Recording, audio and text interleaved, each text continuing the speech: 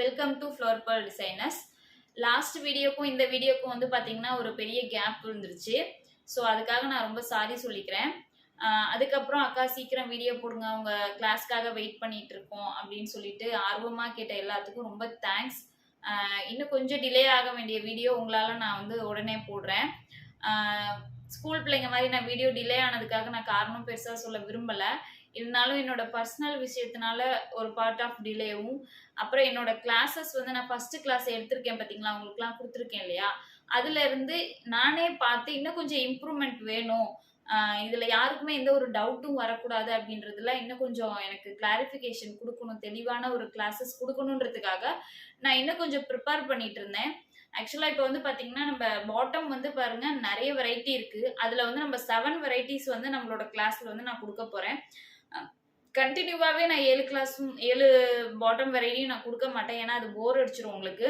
So இப்போ நிறைய பேர் ரொம்ப ஆர்வமாக பிளவுஸ், சுடிதார் டாப்ஸ் இந்த மாதிரி வந்து இன்ட்ரெஸ்டாக இருக்கீங்க. ஸோ அதனால என்ன செய்ய போகிறேன், நம்மளுக்கு பேசிக் இது வந்து இருந்தால் தான் நம்மளுக்கு அந்த பிளவுஸு சுடிதார் அப்படின்றதெல்லாம் ரொம்ப ஈஸியாக வந்து நீங்கள் அப்சர்வ் பண்ணிப்பீங்க. அதுக்காக தான் இந்த வந்து பாட்டம் பேசிக்காகவே நம்ம டைலரிங் கற்றுக்கிறோம்னா பாட்டம்லேருந்து ஆரம்பித்தாதான் உங்களுக்கு அது கரெக்டாக போகும். ஸோ அந்த மெத்தட் தான் உங்களுக்கும் நான் கொடுத்துட்ருக்கேன். அப்போது ஃபர்ஸ்ட் பாட்டம் மட்டும்தான் வந்து பார்த்தீங்கன்னா ப்ராப்பரான உங்களுக்கு ஃபார்முலாவோட வரும். மித்த எல்லாமே வந்து பார்த்தீங்கன்னா உங்களுக்கு ஒரு யூகமாக அதில் சின்ன சின்ன சேஞ்சஸ் பண்ணி அந்த பிக்சரில் நம்ம இது பண்ணுற மாதிரி தான் வரும். ஸோ அது வந்து எல்லாத்துக்கும் பார்த்தா புரியுமா அப்படின்றதுல எனக்கு ஒரு சந்தேகம் வந்துருச்சு. ஸோ அதனால தான் என்ன செஞ்சேன், நம்ம அடுத்தடுத்த வர பாட்டம் வெரைட்டிஸ் நம்ம 7 பாட்டம் கொடுத்தாலும் கூட இப்போ அதே மாதிரி தான் ஒவ்வொரு லெசன்லையுமே இப்போ டாப்ஸில் பிளவுஸ்லையும் 5 வெரைட்டிஸ்க்கு மேலே நம்மளோட கிளாஸ்ல இருக்கு. ஸோ அதுக்குமே வந்து ஃபர்ஸ்ட் என்ன ஃபார்முலாவோ அதை வச்சு தான் அடுத்தடுத்துல வந்து ஒரு சின்ன சின்ன கரெக்ஷன்ஸ் மட்டும் பிக்சர்ல கரெக்ஷன் பண்ணி கிளாத்ல அதை வந்து நம்ம சேஞ்சஸ் பண்ணி இது பண்ற மாதிரி தான் பொதுவாக வந்து சொல்லி கொடுப்பாங்க நார்மலா எல்லா இடத்துலையும் எனக்கு தெரிஞ்சு. ஆனால் இப்போ நம்ம கிளாஸில் என்ன பண்ணணும், ஒவ்வொன்றுக்குமே ஃபார்முலா தெளிவாக இருக்கணும். உங்களுக்கு ஏதாவது ஒரு டவுட்டு அப்படின்னா நீங்கள் அந்த தியரியை லைட்டாக படித்து வாசித்து பார்த்தாலே நீங்கள் என்ன பண்ணணுன்றது அது உங்களுக்கு கிளாரிஃபிகேஷன் ஆகிடணும். அந்த டவுட்டே வரக்கூடாது அப்படின்றதுக்காக நான் என்ன செஞ்சேன், ப்ராப்பராக ஒவ்வொன்றுக்கும் தனித்தனியாக நான் ஃபார்முலா எழுதியிருக்கேன். ரொம்ப ஈஸியாக, அதாவது ஃபஸ்ட்டு ஃபார்முலாவோட இன்னும் ரொம்ப ஈஸியாக இருக்கிற மாதிரியான ஒரு தெளிவான ஒரு ஃபார்முலாவாக நான் வந்து அதில் வந்து உங்களுக்கு எழுதி வச்சுருக்கேன். ஸோ அதுக்காக கொஞ்சம் டிலே ஆயிடுச்சு, சரிங்களா. அடுத்தடுத்த வீடியோ கண்டிப்பாக சொல்கிறேன், டிலே ஆகாது, டிலே ஆகக்கூடாதுன்றதுக்காக தான் கிளாஸஸ் கண்டினியூவாக இருக்கணும் அப்படின்றதுனால தான் எனக்கு ஒரு ப்ரிப்ரேஷனுக்காக நான் இந்த கொஞ்சம் அந்த கேப் எடுத்துக்கிட்டேன். ஆரம்பத்திலே பண்ணியிருக்கணும் அப்படின்னா, கிளாஸ் ஸ்டார்ட் பண்ண முன்னாடியே பண்ணியிருக்கணும் அப்படின்னா எனக்கு வந்து ஆரம்பித்ததுக்கு அப்புறம் தான் என்னென்ன எப்பப்போ கொடுக்கணும், அதை எப்படி கொடுக்கணுன்ற விஷயம் ஒரு வீடியோ போட்டதுக்கு அப்புறம் தான் நான் அதை புரிஞ்சுக்கிட்டேன். ஸோ அதனால தான் எனக்கு இந்த ஒரு சின்ன கேப் எடுத்து என்னை இன்னும் கொஞ்சம் நான் ப்ரிப்பேர் பண்ணிட்டு உங்களுக்கு நான் கொடுக்குறேன். ப்ரிப்பேர்னா நான் முதலேருந்து கற்றுக்கிட்ட விஷயத்த சொல்லித்தரணுன்ற ஒரு இது இருக்கு பார்த்தீங்களா, அது ரொம்ப பெருசு. நம்மளுக்கு தெரியும், அந்த தெரிஞ்ச விஷயத்த இன்னொருத்தவங்களுக்கு தெளிவாக ரொம்ப எளிமையாக ஈஸியாக புரிகிற மாதிரி சொல்லி கொடுக்குறோன்றது இருக்குது பார்த்தீங்களா, அதுக்கு ஒரு பயிற்சியே வேணும். ஸோ அதை தான் நான் எடுத்துகிட்டு இருந்தேன், அதுக்காக தான் கொஞ்சம் டிலே ஆயிடுச்சு, ரொம்ப சாரி. அப்போ அடுத்தடுத்த கிளாஸ் நம்ம வந்து ஃபாஸ்ட்டாக போகலாம், ஓகேங்களா. இப்போ லாஸ்ட் கிளாஸ்ல வந்து பார்த்தீங்கன்னா நம்ம நார்மல் பாட்டம் வந்து பார்த்தோம். நார்மல் பாட்டம் வந்து எப்படி மெஷர்மெண்ட் எடுக்கணும், எப்படி அதை வந்து ஃபார்முலா அப்ளை பண்ணணும், எப்படி அதை வந்து கிளாத்தில் வந்து நம்ம பேப்பர் கட் பண்ணணும், எப்படி அதை கிளாத்தில் மினியேச்சரில் ஸ்டிச் பண்ணணும் கையில், அதுக்கப்புறம் மிஷினில் பெரிய கிளாத்தில் எப்படி ஸ்டிச் பண்ணணும் அப்படின்றது எல்லாமே உங்களுக்கு ஸ்டெப் பை ஸ்டெப்பாக தெளிவாக சொல்லி கொடுத்துருப்பேன், சரிங்களா. ஓகே, இப்போ வந்து பார்த்தீங்கன்னா நம்ம கேதரிங் பேண்ட் பார்க்க போகிறோம். அதே சேம் ஸ்டெப் பை ஸ்டெப்பாக தான் பார்க்க போகிறோம், உங்களுக்கு ரொம்ப தெளிவாக இருக்கும். இப்போ பாருங்க என்னென்ன அளவுகள் எடுக்கணும், ஃபர்ஸ்ட் டைம் பார்க்குறவங்களுக்கு நான் திரும்ப சொல்கிறேன். ஒரு நார்மல் கேதரிங் பேண்ட்டுக்கு என்னென்ன அளவுகள் எடுக்கணும்னா, ஃபஸ்ட்டு உயரம் எடுக்கணும், 2வது புட்டம் சுற்றளவு, 3வது பாத சுற்றளவு, 4வது இடுப்பு சுற்றளவு, சரிங்களா. ஒரு சில பேருக்கு இந்த அளவுகளை எங்கே எடுக்கணும் அப்படின்னு தெரிலன்னு பார்த்தீங்கன்னா, ஃபஸ்ட்டு கிளாஸ் கொடுத்துருக்கேன், நார்மல் பேண்ட் வந்து எப்படி இது பண்ணணும்னு பேசிக் கிளாஸ் நான் கொடுத்துருக்கேன் ஃபுல்லாகவே, அதை பார்த்துட்டு இது பாருங்கள், சரிங்களா. ஓகே, இப்போ வந்து நம்ம அளவுகள் எடுத்தாச்சு, ஓகேங்களா. இது ஒரு ஆளோட அளவுகள், இது ஒரு ஆளோட அளவுகள், இது ஒரு ஆளோட அளவுகள். உயரம் 22, புட்டம் சுற்றளவு 25, பாத சுற்றளவு 10, இடுப்பு சுற்றளவு 20 அப்படின்னு சொல்லிட்டு ஒரு ஆளுக்கு 4 அளவுகள் வந்து ஒரு கேதரிங் பேண்ட்டுக்கு நம்ம எடுக்கணும், சரிங்களா. ஓகே, இப்போ இதை எப்படி நம்ம அப்ளை பண்ணி நம்ம அளவுகளை குறித்து கிளாத்துக்கு நம்ம எப்படி மார்க் பண்ணுறது அப்படிங்கிறது தான் வந்து நம்ம பார்க்க போகிறோம், ஃபார்முலா பார்க்க போகிறோம். இதுதான் வந்து பார்த்திங்கன்னா ஃபார்முலா. ஓகேங்களா? இப்போ நார்மல் பேண்ட்டுக்கு என்னவோ அதே சேம் டச்சில் தான் வரும். அந்த ஒவ்வொரு சின்ன சின்ன சேஞ்சஸையும் நான் தெளிவுபடுத்தி எழுதியிருக்கேன் உங்களுக்காக. ஓகே, இப்போ பாருங்கள், ஃபஸ்ட்டு புரியும்னு நினைக்கிறேன். கிளியராக இருக்கா? ஓகே, இப்போ பாருங்கள். உயரத்துடன் மேல் மடிப்பிற்காக 1.5 இன்ச்சும் கீழ் மடிப்பிற்காக 1.5 இன்ச்சும் கேதரிங்காக 8.5 இன்ச்சும் கூட்டவும் அப்படின்னு சொல்லி போட்டிருக்கோம். இப்போ நம்ம வந்து கேதரிங் பேண்ட் பார்க்குறோம் இல்லையா? ஸோ அதுக்கு கேதரிங்க்குன்னு தனிப்பட்ட அளவு வந்து நம்ம கூடுதலாக சேர்த்துக்கணும். அதுக்காக தான் இந்த 8.5 இன்ச்சு. வழக்கமாக உள்ள அதே சேம்லேயே என்னென்ன கூடுதல் பண்ணுறோமோ அதை வந்து நான் உங்களுக்கு தனிப்படுத்தி எழுதியிருக்கேன் வாக்கியமாக. அப்போ உயரத்தோட மேல் மடிப்புக்காக நாடா கோக்கிறதுக்கு, சரிங்களா? மேல் மடிப்புங்கிறது நாடா கோக்கிறதுக்கு, கீழ் மடிப்புங்கிறது அந்த கீழே மடித்து ஃபினிஷிங் பண்ணோம் இல்லையா பேண்ட்டுக்கு கீழே. நம்ம நார்மல் பேண்ட்டாக இருந்தால் 1.5 இன்ச்சுக்கு பட்டியாக மடிச்சடிப்போம், சரிங்களா? பட்டையாக வந்து உள்ளே வந்து கேன்வாஸ் இந்த இல்லை எக்ஸ்ட்ரா கிளாத் வச்சு மடிச்சடிப்போம். இது வந்து உங்களுக்கு அவ்வளோ தேவையில்லை. 1/2 இன்ச்சு இல்லை 3/4 இன்ச்சில் 2 மடிப்பு மடித்தாலே உங்களுக்கு நார்மலாகவே சன்னமாக மடித்தாலே போதும். அதனால் அதே 1.5 இன்ச்சே போட்டுக்கலாம். அடுத்தது வந்து பார்த்திங்கன்னா கீழ் மடிப்புக்காக 1.5 இன்ச்சு, கேதரிங்காக 8.5 இன்ச்சு, சரிங்களா? அதுதான் நம்ம பண்ணியிருக்கோம். இப்போ அளவு என்ன, நம்ம ஃபஸ்ட்டு கணக்கில் உள்ள அளவு என்ன, உயரம் வந்து 22 இன்ச்சுங்களா? இப்போ நான் அதை போட்டு காட்டுறேன். ஃபஸ்ட்டு வந்து உயரம் 22, அதுக்கப்புறம் அதில் மேல் மடிப்புக்காக 1.5 இன்ச்சுன்னு சொல்லியிருக்காங்களா? அப்போ அதையும் போட்டுக்கிறேன். அடுத்தது கீழ் மடிப்புக்காக 1.5 இன்ச்சுன்னு சொன்னாங்களா? அதையும் நான் போட்டுக்கிறேன். அதுக்கப்புறம் கேதரிங்காக 8.5 இன்ச், சரிங்களா? இது எல்லாத்தையுமே கூட்டிடணும் நம்ம. கூட்டினோம்னா நம்மளுக்கு கிடைக்கிறது வந்து பார்த்திங்கன்னா 33.5 இன்ச்சு கிடைக்கும். 33.5 இன்ச். இதுதான் வந்து பார்த்திங்கன்னா அந்த கேதரிங்கோட சேர்த்து நம்மளுக்கு கிடைக்கிற மொத்த உயரம். இதில் வந்து நம்ம உங்களுக்கு ஃபஸ்ட்டு கிளாஸில் சொல்லியிருப்பேன், கவர்டு பாதியில் மேல் பீஸ் தனியாக கீழ் பீஸ் தனியாக அதெல்லாம் பிரிக்கணும்னு சொன்னேன் இல்லையா? அதை நான் வந்து புதுசாக பார்க்குறவங்க யாராவது இருப்பாங்க, ஸோ அதுக்கு அவங்களுக்காக நான் திரும்பவும் இதில் நான் தெளிவாக சொல்லிடுறேன். இப்போ இதை முடிச்சிட்டோம். இந்த இடத்துல ஒரு சின்ன சேஞ்சஸ் இருக்குது. இந்த புட்டம் சுற்றளவு பண்ணதுக்கப்புறம் நான் வந்து அதை வந்து உங்களுக்கு தெளிவுபடுத்தி சொல்கிறேன். இப்போ வந்து பாருங்கள், புட்டம் சுற்றளவு ஃபஸ்ட்டு பாயிண்ட்டு உயரத்தை நம்ம கண்டுபிடிச்சி வச்சிட்டோம், அது அப்படியே இருக்கட்டும். அடுத்தது புட்டம் சுற்றளவை 3 பிரிவாக்கி தையலுக்காக 1 இன்ச்சும் லூஸுக்காக 1 இன்ச்சும் கூட்டினால் கவடு இறக்கமாகும். கவடுங்கிறது நம்மளோட ஃபோக்கு, சரிங்களா? அந்த ஃபோக்கோட அளவு நம்ம ஹிப்பு நாடா கட்டுறதுலேருந்து நம்மளோட கவடு ஃபோக்கோட அளவு இருக்கிற டிஸ்டன்ஸ் இருக்குது பார்த்தீங்களா? அதுக்காக நம்ம வந்து அளவுகளை கண்டுபிடிக்கணும். இதை வந்து நம்ம அளவுகள் எடுக்க மாட்டோம், எடுத்தாலும் அது ப்ராப்பராக வருமானது இல்லை. அதனால நம்மளோட புட்டம் சுற்றளவு இதை வந்து நம்ம டிவைட் பண்ணாலே நம்மளுக்கு சரியான ஃபோக்கோட அளவு கிடச்சிரும். அதனால் நம்ம இந்த மெத்தடில் பண்ண போகிறோம். இப்போ புட்டம் சுற்றளவை 3 பிரிவாக்க சொல்லியிருக்காங்க. புட்டம் சுற்றளவு நம்மளுக்கு எவ்வளோ இருக்குது? இங்கே 25 இன்ச் இருக்குது, சரிங்களா? ஸோ இந்த 25 இன்ச்சை நான் இங்கே போட்டுக்கிறேன். புட்டம் சுற்றளவு 25 இன்ச்சு. அடுத்தது அதோட என்ன செய்ய சொல்லியிருக்காங்க? டிவைட் பண்ண சொல்லியிருக்காங்க. 3ஆக டிவைட் பண்ண சொல்லியிருக்காங்க. 3ஆல் டிவைட் பண்ணோம் அப்படின்னா இப்போ வந்து புட்டம் சுற்றளவை 25 இருக்குங்க இல்லையா? அதை வந்து 3ஆல் டிவைட் பண்ணோம்னா 8.3 கிடைக்குது. அதோட தையலுக்காக 1 இன்ச்சும் லூஸுக்காக 1 இன்ச்சும் கூட்ட சொல்லியிருக்காங்க. கூட்டணும் அப்படின்னா 10.3 கிடைக்குது. ஓகேங்களா? இப்போ இந்த 10.3 நம்ம அப்படியே விட போகிறதில்ல. இதில் ஒரு சின்ன வந்து சேஞ்சஸ் பண்ண போகிறோம். இதுதான் வந்து நம்மளோட கவடோட இறக்கத்தை வந்து நம்ம கண்டுபிடிச்சிட்டோம் இப்போ, சரிங்களா? இதுதான் கவடு இறக்கம் 10.3. இப்போ கவடு இறக்கம் 10.3ல் நம்ம மொத்தமாகவே இடுப்புல இருந்து கீழே வந்து நம்ம ஃபோக்குக்கு ஒரே லென்த்தாக வந்து வைக்க மாட்டோம், சரிங்களா? ஏன்னா இடுப்பு பீஸ் தனியாக இங்கே இதில் இருக்குது பாருங்கள், கால் பீஸ் தனியாக நம்ம வந்து பிரிச்சுருவோம் இல்லையா? ஸோ பிரிக்கிறதுனால என்ன ஆகும்? அந்த கவடு இறக்கமும் பிரியும், 2ஆக பிரிஞ்சிரும். ஏன்னா நம்ம இது 2ஆக பிரிச்சுட்டு தைக்கும் போது தான் ஃப்ளீட்ஸ் எல்லாம் இதில் சேர்க்க முடியும். சேர்த்துட்டு நம்ம இதை இடுப்பு பீஸோட ஜாயின் பண்ண முடியும். ஸோ அதனால் நம்ம என்ன பண்ணுவோம், இதுவும் சேர்த்தாதான் 10.3 வரும் ஜாயின் பண்ணும்போது. இப்போ இது 2ஆக பிரிக்கும் போது என்ன ஆகும்? 5.1 5.1ன்னு இந்த கவடு இறக்கம் வந்து தனித்தனியாக பிரிஞ்சிரும். ஸோ இப்போ நம்ம என்ன பண்ண போகிறோம், கண்டுபிடிச்ச கவடு இறக்கத்தை திரும்ப 2ஆக டிவைட் பண்ணுறேன். டிவைட் பண்ணோம்னா 5.1 கிடைக்கும், சரிங்களா? இது வந்து ஒரு பாதி கவடு இறக்கம்.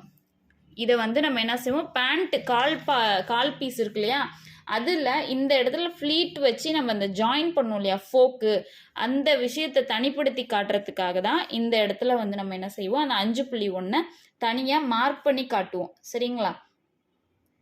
அதுக்கப்புறம் வந்து இன்னொரு 5.1 நம்ம இடுப்பு பீஸில் வந்துடும். அவ்வளோதான்.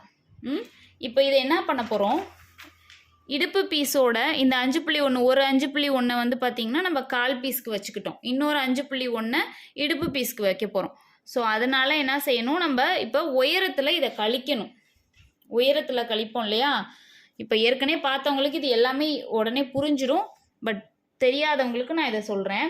இப்போ இங்கே ஒரு 5.1 இருக்கா, இன்னொரு 5.1 இருக்கு இல்லையா, அதோட ஒரு 1.5 இன்ச்சை சேர்க்கணும்.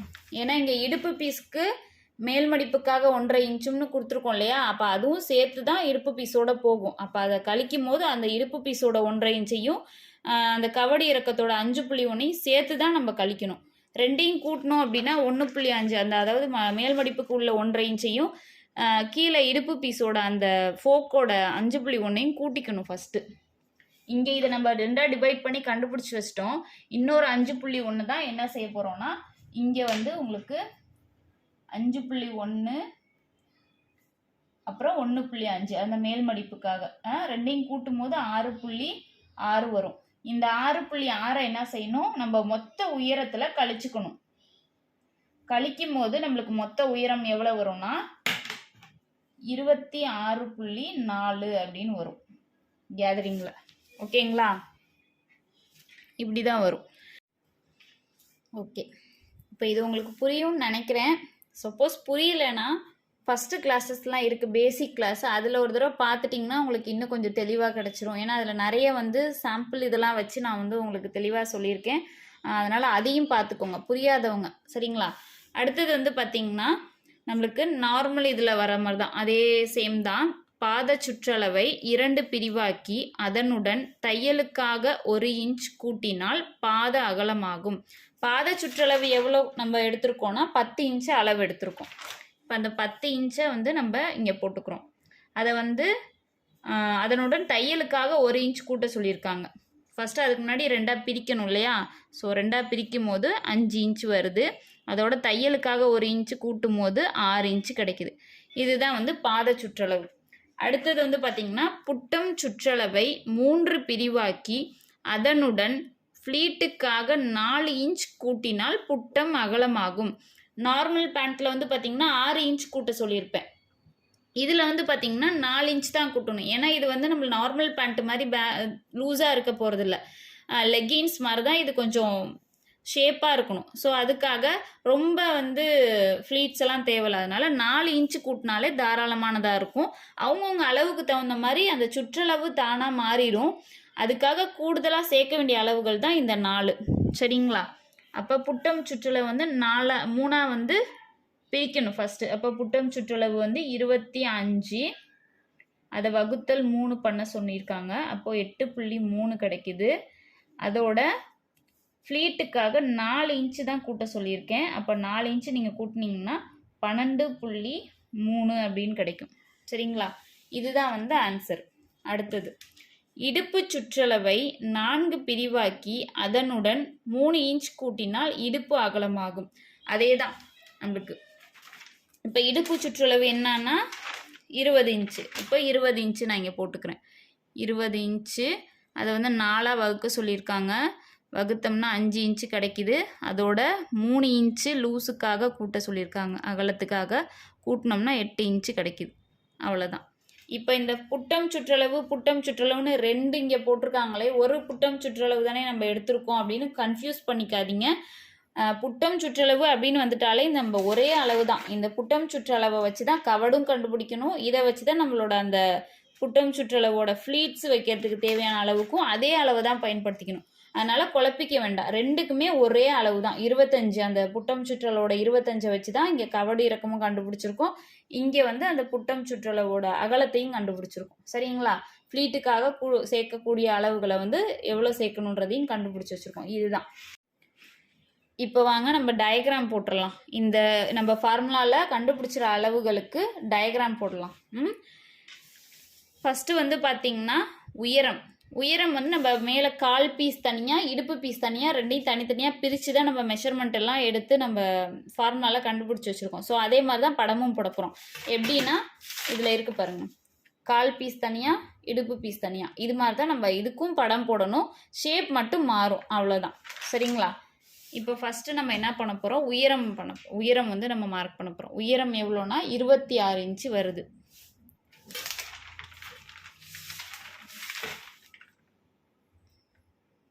ப்ளூ தான் நல்லா தெரியுது. ஸோ ப்ளூலேயே நான் உங்களுக்கு போட்டு காட்டுறேன். இப்போ உயரம் வந்து பார்த்திங்கன்னா 26.4 இன்ச்சு. நான் ஸ்கேல் அளவுகளை தான் இதுக்கு நான் பயன்படுத்தி எல்லாமே நான் வந்து போடுறேன். ஓகேங்களா? சின்ன அளவுங்கும் போது நம்ம நோட்டுக்கு பயன்படுத்தும் போது ஸ்கேல் அளவு தான் சரியாக இருக்கும். இப்போது ஸ்கேல் அளவில் நான் 26 இன்ச்சு நான் போட்டுடுறேன். அடுத்தது உயரம் போட்டோம். இப்போ இதை நம்ம என்னன்னு எழுதிடணும், உயரம்னு எழுதிடணும். உயரம் 26.4 ஃபஸ்ட்டு பாயிண்ட்டு அப்படின்னு நான் போட்டிருக்கேன். ஓகேங்களா? அடுத்தது ரெண்டாவது என்ன சொல்லியிருக்காங்க, கவடி இறக்கம் இருக்கு இல்லையா, கவடி இறக்கம் கண்டுபிடிச்சோம் இல்லையா 5.1, அதை வந்து இங்கே தனிப்படுத்தி நம்ம வைக்கணும். அவ்வளோதான். நீங்கள் இதில் எதுவும் பண்ண வேணாம். 5.1 நான் தனிப்படுத்தி வைக்கிறேன். இதை வந்து கவடு பாதி அப்படின்னு எழுதணும். கவடு பாதி 5.1 ரெண்டாவது பாயிண்ட்டு அப்படின்னு வச்சுக்கோங்க. சரிங்களா? அடுத்தது மூணாவது வந்து பாத சுற்றளவு. அதே தான், அந்த பாத சுற்றளவு 6 இன்ச்சா கீழே இருக்குது பாருங்கள், இதுதான் பாத சுற்றளவு. ஸோ இந்த பாத சுற்றளவுக்கு 6 இன்ச்சுக்கு நான் வந்து மார்க் பண்ணிவிட்டு, அதுக்கப்புறம் 1.5 இன்ச்சு பாத சுற்றளவுக்கு நம்ம விட்டுருக்கோம் இல்லையா உயரத்தோடு சேர்த்து.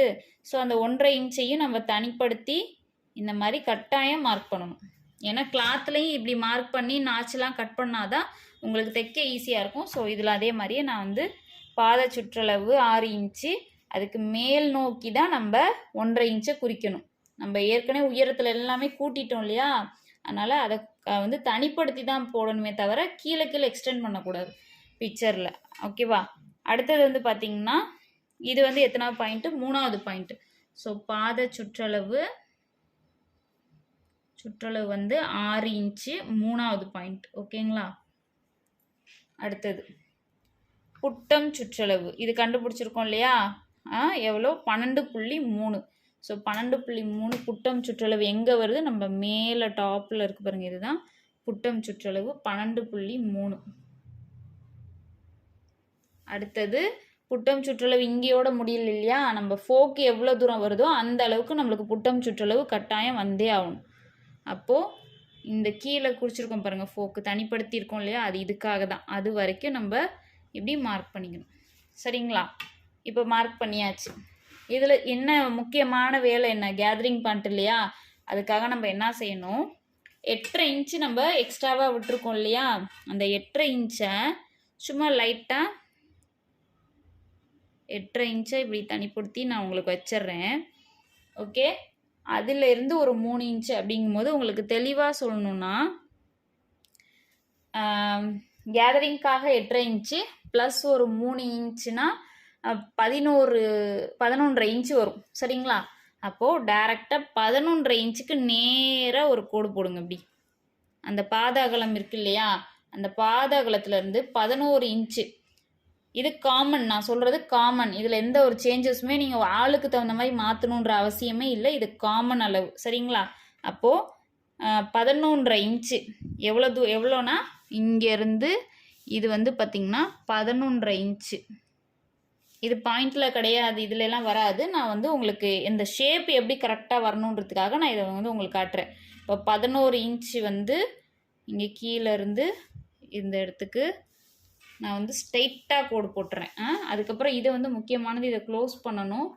இது வந்து நார்மலாக உள்ள, இதுக்கு அளவுகள் எதுவுமே கிடையாது. இந்த கவடோட அளவு 5.1க்கு ஈவனாக இதையும் நம்ம க்ளோஸ் பண்ணி விட்ருவோம். அடுத்தது புட்டம் சுற்றளவு இருக்கு இல்லையா, அதையும் நான் தனிப்படுத்தி உங்களுக்கு எழுதுகிறேன் பாருங்கள்.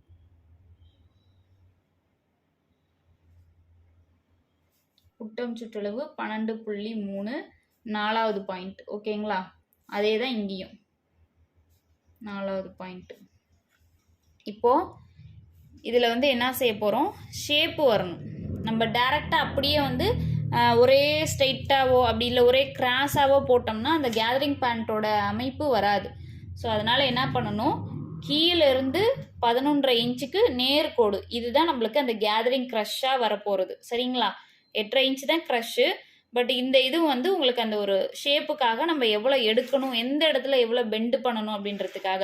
இது கால் நம்மளுக்கு நீ மேலே வரைக்குமே ஒரு மாதிரி ஸ்ட்ரைட்டாக தான் போகணும். சரிங்களா? அதுக்கப்புறம் நம்ம ஃபோக்குக்கிட்ட வரும்போது தான் கொஞ்சம் நம்மளுக்கு ஃப்ரீனஸ் வேணும், நம்ம அந்த இடத்த கொஞ்சம் அகட்டி விடணும். அதுக்காக நான் என்ன சொன்னேன், இங்கேருந்து இப்படி லைட்டாக கேர்வாக வரையணும். கரெக்டாக இந்த எட்ஜ் இருக்குது பார்த்தீங்களா, இந்த எட்ஜில் இது வந்து மேட்ச் ஆகணும். இப்படி தான் வரணும் கேதரிங் பேண்ட். அவ்வளோதான்.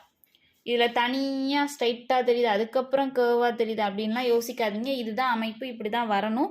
இது நீங்கள் வரைஞ்சி பழகும் போது உங்களுக்கு ஈஸியாக வந்துடும். இப்படி வந்து அப்புறம் ஸ்ட்ரைட்டாக வரும்.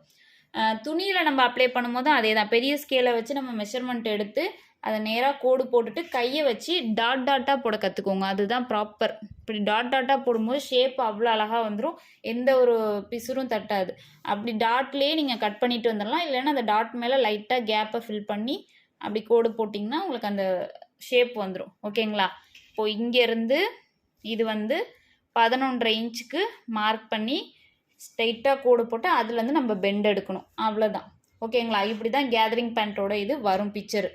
இது கிளாத்தில் வந்து அப்படியே டோட்டலாக மாறும். பேப்பர் கட்டிங்கும் கிளாத்தும் இது பிக்சர் சேம் தான். பட் பொசிஷன் வந்து நார்மல் பேண்ட்டில் வைக்கிற மாதிரி நம்ம வச்சு வெட்ட மாட்டோம், அப்படியே மாறும். அது ரொம்ப முக்கியம், அதை நான் தெளிவாக சொல்லித்தரேன். அடுத்தது இடுப்பு பீஸ் இருக்கு இல்லையா, இடுப்பு பீஸ் போட போகிறோம். இடுப்பு பீஸ் வந்து எவ்வளோ பார்த்தீங்கன்னா, ஃபஸ்ட்டு கவடி இறக்கத்தை நம்ம போடணும். கவடி இறக்கம் இடுப்பு சுற்றளவு அப்படின்றது இது வந்து பார்த்திங்கன்னா இந்த மாதிரி பாக்ஸாக தான் வரும். அதே தான், நம்ம அதில் என்ன போட்டோம் அதே சேம் தான். இதில் எந்த ஒரு மாற்றமும் கிடையாது, அது அப்படியே தான் அங்கே போட போகிறோம். இருந்தாலும் புதுசாக பார்க்குறவங்களுக்கு சொல்கிறேன். இடுப்பு சுற்றளவு கவடி இது ரெண்டும் அப்படி பார்க்கும்போது ஒரு பாக்ஸாக தெரியுதுன்னு சொல்லிட்டு எது எங்கிட்டு வருதுன்னு கன்ஃபியூஸ் ஆகி நீங்கள் வரைஞ்சிடக்கூடாது, கட் பண்ணிடக்கூடாது, அப்புறம் ரொம்ப வேலையாயிடும். அதனால் நான் என்ன பண்ண போகிறேன், ஃபஸ்ட்டு கவடி இறக்கம் அப்படிங்கிறது இப்படி தான் இருக்கணும், நிற்கிற பொசிஷனில். சரிங்களா? இப்படி இருக்குது பாருங்கள், நிற்கிற ஸ்டாண்டிங் பொசிஷன் மாதிரி இப்படி ஸ்கேல் இப்படி நிற்க வைக்கிறோம் பாருங்கள். இந்த மாதிரியில் தான், இந்த பொசிஷனில் தான் ஃபஸ்ட்டு நம்ம கவடி இறக்கத்தை மார்க் பண்ணணும். கவடி இறக்கம் எவ்வளோ, அந்த இடுப்பு சுற்றளவோட மேல்மடிப்போடு சேர்த்து 6.6 இன்ச்சு. ஸோ அதுக்கு 6.6க்கு நான் ஒரு மார்க் பண்ணிவிட்டு அதில் மேல்மடிப்புக்கு 1.5 இன்ச்சை நான் சும்மா தனிப்படுத்தி காட்டுறேன். மிச்சம் இதை கனெக்ட் பண்ணும்போது எனக்கு 6.6 கரெக்டாக வருது எக்ஸாக்டாக. ஓகேவா? இது வந்து 5.1 இது மிச்ச கவடு பாதி 5.1, இது வந்து 1.5. ஓகேங்களா? அடுத்தது இடுப்பு சுற்றளவுங்கிறது இந்த மாதிரி ஒரு படுக்கிற பொசிஷனில் தான் வரணும். இது வந்து பார்த்திங்கன்னா 8 இன்ச்சு. இந்த 8 இன்ச்சுக்கு நான் வந்து போட்டேன். அதே தான் அப்படியே நேர் ஆப்போசிட் கீழே 8 இன்ச்சு. 8 இன்ச்சில் போட்டுட்டு இப்போ நேர் ஆப்போசிட்டில் அதே மாதிரி அந்த 8 இன்ச்சுக்கு போட்டுட்டு அதே தான் அப்படியே இதை வந்து நம்ம 4 பக்கமும் ஜாயின் பண்ணி ஸ்கொயர் பண்ணிக்கிறோம். இப்போ இந்த 1.5 இன்ச்சை நான் தனிப்படுத்தி இப்படி கோடு போட்டுக்கிறேன். அவ்வளோதான். இது கவடு பாதி, இது வந்து இடுப்பு சுற்றளவு. இடுப்பு சுற்றளவு வந்து 8 இன்ச்சு. 8 இன்ச்சு. இது எத்தனாவது பாயிண்ட்? 5வது பாயிண்ட். அவ்வளோதான். இப்படி தான் வந்து நம்ம கேதரிங் பேண்ட்டோட பிக்சர் போடுவோம். இவ்வளோ தான். இதில் எந்த ஒரு சேஞ்சஸும் கிடையாது. இது இப்படியே நீங்கள் பண்ணாலே போதும். இப்போ நார்மல் பேண்ட்டுக்கும் கேதரிங் பேண்ட்டுக்கும் என்னென்ன சேஞ்சஸ் பண்ணியிருக்கோன்னா, உயரத்தில் சேஞ்சஸ் பண்ணியிருக்கோம். அடுத்தது புட்டம் சுற்றளவில் நம்ம சேஞ்ச் பண்ணியிருக்கோம். இதுதான் அதுக்கும் இதுக்கும் உள்ள வித்தியாசம். அதே மாதிரியே பிக்சரில் வந்து பார்த்திங்கன்னா ஹைட் வந்து இன்னும் கொஞ்சம் எக்ஸ்ட்ரா போட்டிருக்கோம். அதுக்கப்புறம் இங்கேருந்து நம்ம இந்த பெண்ட் எடுத்திருக்கோம். இது வந்து இந்த பிக்சர் நான் சொல்லி கொடுத்த மாதிரி நீங்கள் போடும்போது உங்களுக்கு ஈஸியாக வந்துடும். சரிங்களா? அப்போது இந்த கிளாஸ் உங்களுக்கு ரொம்ப ஈஸியாக புரிஞ்சிருக்கும்னு நான் நினைக்கிறேன். நெக்ஸ்ட்டு கிளாஸ்க்கு வந்து பார்த்திங்கன்னா இந்த கேதரிங் பேண்ட்டை பேப்பர் கட்டிங்கில் போடணும். மினியேச்சர் கிளாத்தில் நம்ம கட் பண்ணி கையில் தைக்க போகிறோம். அதுக்காக நியூஸ் பேப்பர் கண்டிப்பாக எடுத்துக்கோங்க. பெரிய துணியில் தைக்கிறோம் அப்படிங்கும்போது கேதரிங் பேண்ட்டுக்கு வந்து பார்த்திங்கன்னா கம்பல்சரி 3 மீட்ரு வேணும். ஓகேங்களா? ஸோ அது வந்து பார்த்துக்கோங்க. அப்போது இந்த கிளாஸ் எல்லாருக்கும் தெளிவாக புரிஞ்சிருக்கும்னு நான் நம்புகிறேன். தேங்க்யூ ஃபார் வாட்சிங்.